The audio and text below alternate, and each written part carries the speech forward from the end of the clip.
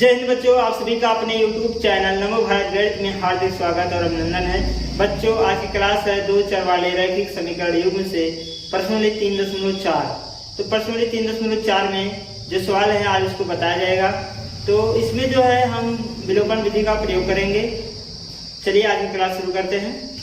तो बच्चों, सवाल नंबर 1 है, निम्न समीकरण युग्म को विलोपन विधि से हल कीजिए। क्या लगाना है? विलोपन विधि लगाना है, जिसमें 4 सवाल हैं। तो चलिए पहला पार्ट देखते हैं। पहला है x + y = 5, ये हुआ हमारा समीकरण नंबर 1। और दूसरा है 2x - 3y = 4, ये हुआ हमारा समीकरण नंबर 2। अब यहाँ हम लगाएंगे विलोपन विधि। विलोपन विधि कैसे लगेगा? सबसे पहले हम देखेंगे कि x का गुणांक बराबर करना है। किसका गुणांक? x। या तो x के गुणांक को बराबर करिए, चाहे y के गुणांक। किसी एक चर के गुणांक को हमको बराबर करनी है। बराबर कैसे करेंगे? कुछ अपने आप से गुणा करेंगे, उसमें कुछ अपने आप से अंक लेकर उसमें गुणा करेंगे, ताकि दोनों मान क्या हो जाए? बराबर हो जाए, दोनों गुणांक क्या हो जाए? बराबर हो जाए। तो चलिए देखते हैं। तो अगर हम यहाँ x के गुणांक को बराबर करें तो यहाँ x गुणांक 1 है, यहाँ x गुणांक 2 है, यहाँ x गुणांक 2 है, यहाँ x गुणांक कितना है? 1 है। तो अगर हम एक काम करें, समीकरण 1 में अगर 2 से यहाँ गुणा कर दें तो गुणांक बराबर हो जाएगा x का। ठीक है, तो यहाँ वही काम करेंगे। समीकरण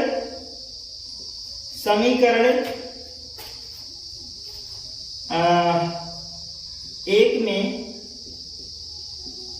में x के गुणांक को बराबर करने के लिए 2 से गुणा करने पर हम क्या करेंगे? 2 से गुणा करेंगे। तो अगर एक पक्ष में दोनों पक्ष में गुणा किया जाएगा, यहां से 2 जब गुणा करेंगे इसमें तो 2x हो जाएगा, इसमें 2 से गुणा करेंगे 2y हो जाएगा, इसमें 2 से गुणा करेंगे 2 5 से 10 हो गया। इस प्रकार हमारा ये समीकरण नंबर कितना बन गया? 3 बन गया। और ये 3 कहां से मिला है? हमको समीकरण नंबर 1 से मिला है। तो बचा हमारा कौन सा समीकरण? 2। अब समीकरण 1 और 2 को देख लीजिए, x गुणांक बराबर है। तो हम क्या करेंगे? यहाँ देखिए प्लस का चिन्ह, यहाँ भी क्या है? प्लस का चिन्ह। गुणांक वाले जो बराबर हुए हैं दोनों का चिन्ह सेम है, तो क्या करते हैं? घटाते हैं। तो समीकरण 2 और 3 को घटाने पर लिखेंगे समीकरण 2 और 3 को घटाने पर। 2 और 3 को घटा दीजिए।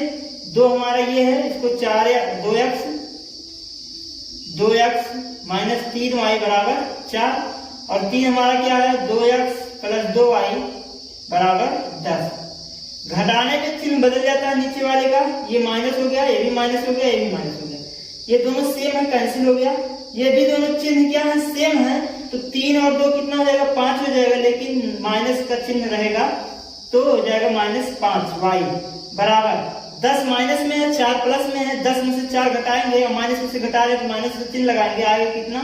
5 आएगा, सॉरी 6 आएगा। कितना आएगा? 6 आएगा। ठीक है, तो हमारा यहाँ से y बराबर कितना आ जाएगा?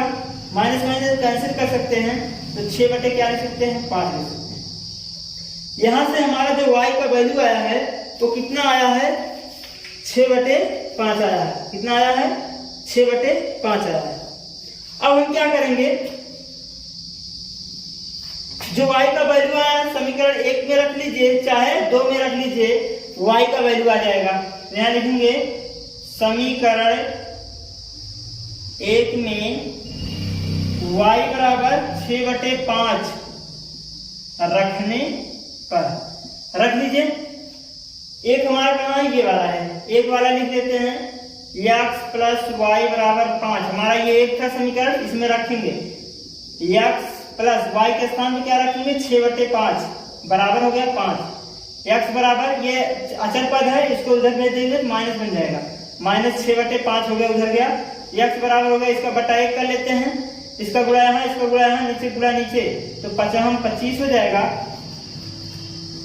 कितना हो जाएगा? 5 गुणा 5 में 25, 1 गुणा 6 में 6 और 5 गुणा 5 नीचे करेंगे तो होगा कितना? 5। x बराबर कितना हो जाएगा, 25 में से 6 घटा देंगे 19 आएगा, 19 बटे कितना आ जाएगा 5। इस प्रकार से हमारा किसका मान आ जाएगा, y का मान आ जाएगा।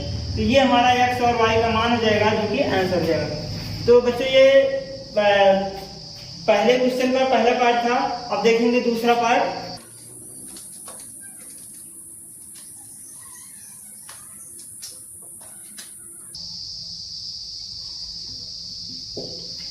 दूसरा लिख लेते हैं, 3x प्लस 4y बराबर 10। ये हुआ हमारा समीकरण नंबर 1।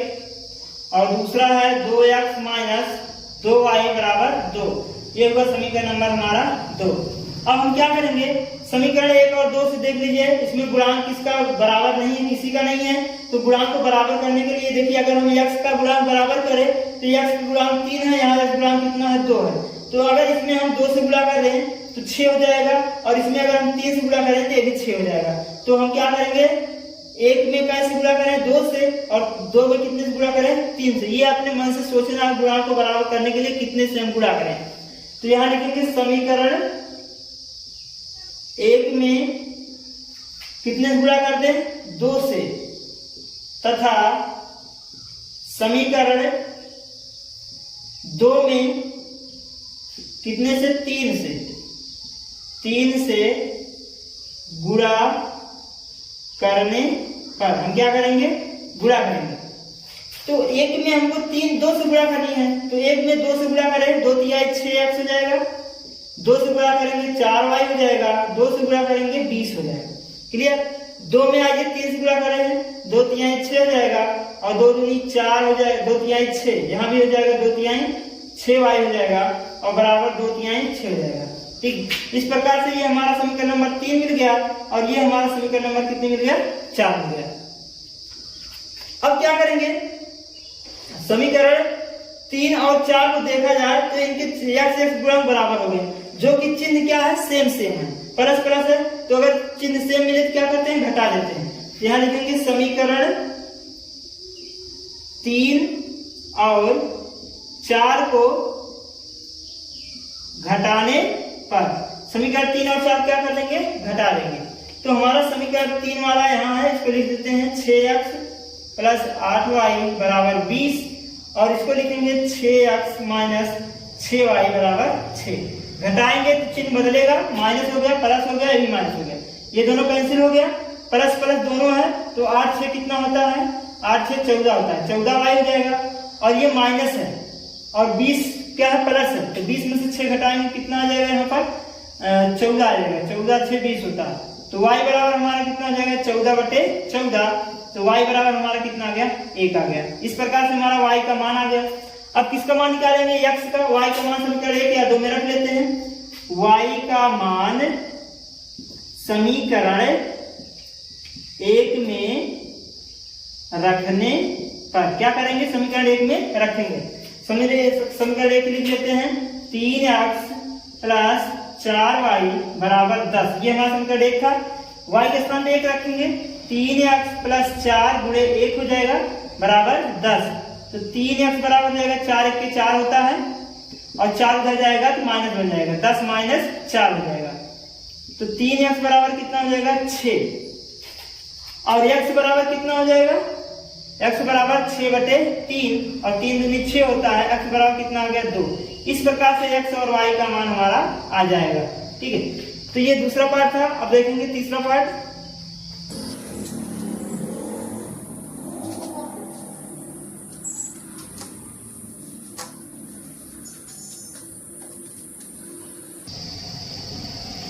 तीसरा पार्ट है 3x माइनस 5y बराबर 4।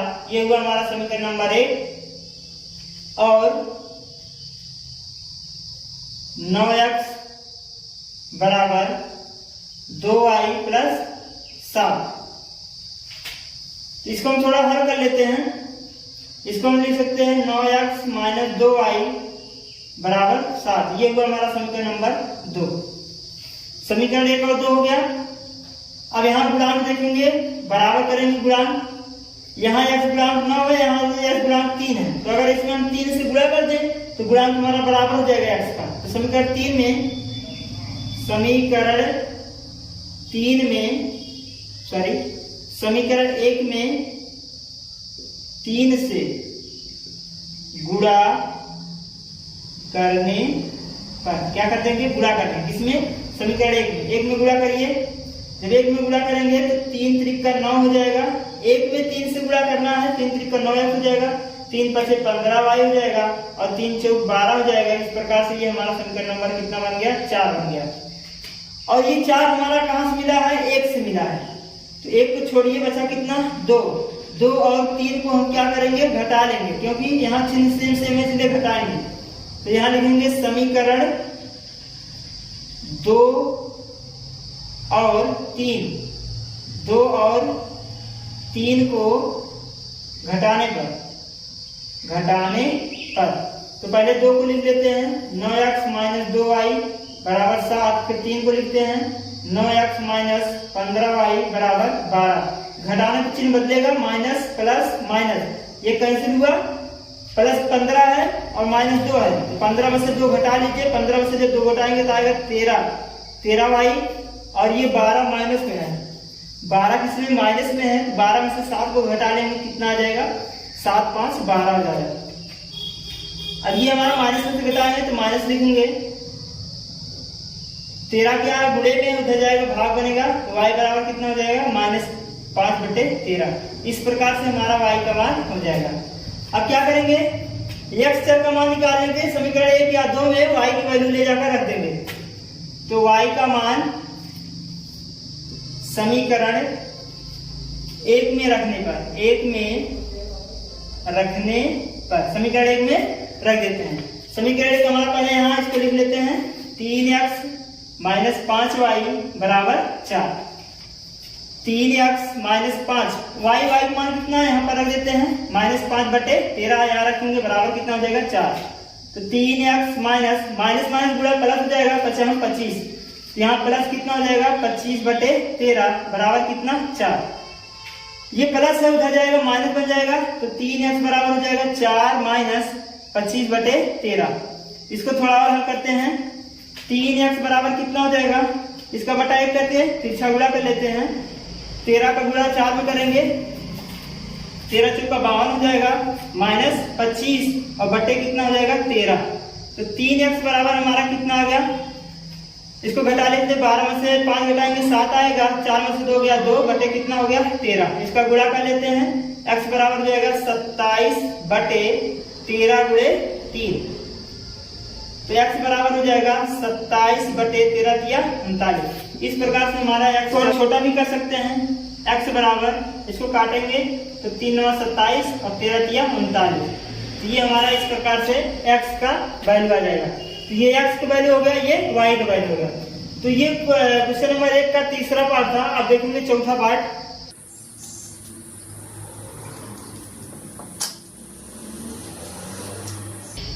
चौथा पार्ट है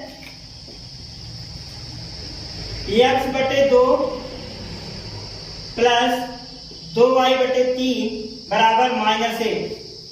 ये पहला समीकरण है, पहले इसको हम थोड़ा हल कर लेते हैं। ये हमारा चौथा है, इसको थोड़ा हल कर लेते हैं। इसका गुणा यहाँ करेंगे तो 3x हो जाएगा, इसका गुणा यहाँ करेंगे तो 4y हो जाएगा और नीचे का गुणा नीचे करेंगे 6 हो जाएगा, बराबर -1 होगा। इसका गुणा यहाँ ले जाकर करेंगे तो 3x प्लस 4y बराबर 6 के 6 -6 हो जाएगा।